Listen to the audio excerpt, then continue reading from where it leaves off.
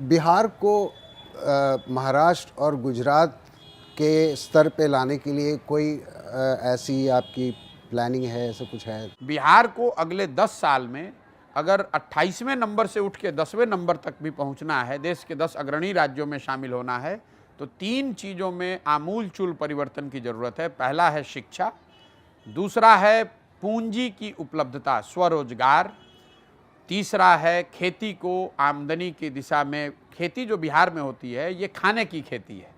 आपने गांव देहात में सुना होगा कि लोग अपनी रोपनी करने, कटाई करने आते हैं और कमाने के लिए बाहर जाते हैं। मतलब खेती वो क्यों करने आते हैं? खेती इसलिए करने आते हैं ताकि बाल बच्चा का पेट भरता रहे। बिहार के बाहर के निवेशक या पूंजीपति निवेशकों को कोई आएंगे? जरूरत नहीं है।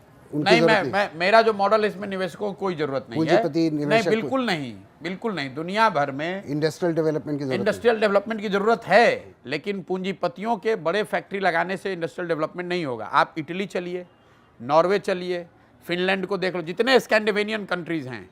आप न्यूजीलैंड चलिए, न्यूजीलैंड में किसी एक बड़े कंपनी का नाम आप बता दीजिए, कोई नहीं जानता है। They have one of the most prosperous life. Australia में बता दीजिए।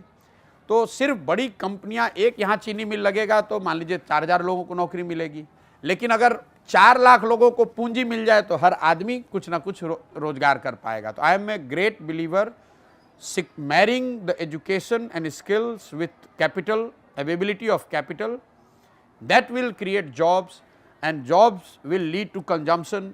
As the moment we start consuming more, अगर बिहार में ज़्यादा लोग कंज्यूम कर रहे हैं, 13 करोड़ लोग, तो अपने आप industry will come nearer to where the consumer is. अगर बिहार में सीमेंट की खपत बढ़ेगी तो सीमेंट कंपनियों को मजबूर होकर यहाँ सीमेंट कंपनी लगानी पड़ेगी।